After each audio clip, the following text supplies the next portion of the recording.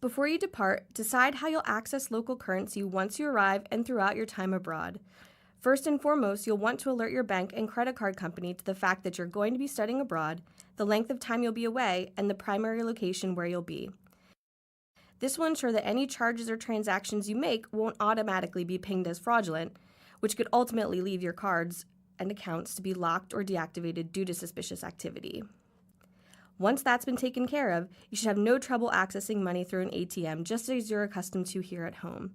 You will, however, need to be aware of both exchange rates and foreign transaction fees, which you'll incur each and every time you make a withdrawal.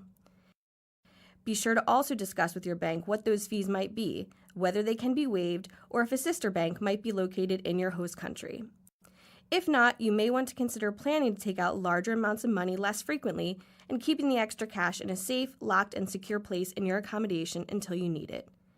Keep in mind that many locations outside of the U.S. are more cash-oriented, and the use of credit cards and debit cards are regulated primarily to large purchases only.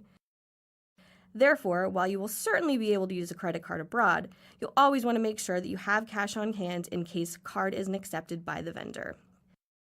While accessing money should be relatively easy, it's also a good idea to build yourself a realistic budget and try to stick to it. Your program will likely have budgeting information available for your study abroad location. This will give you an idea of the average amount students spend on items such as books, local transportation, food, personal items, and travel. Plot out what you want to spend on a weekly basis for these items and hold yourself accountable to it.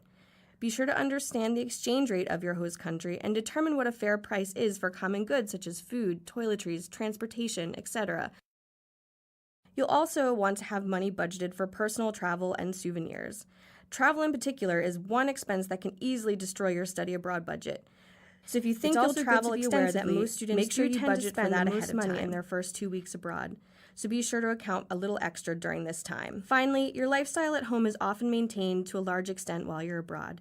If you know you like going to nice restaurants, shopping, expensive coffee, or going out with friends, these preferences and habits will likely continue while abroad, and you should adjust your budget to account accordingly.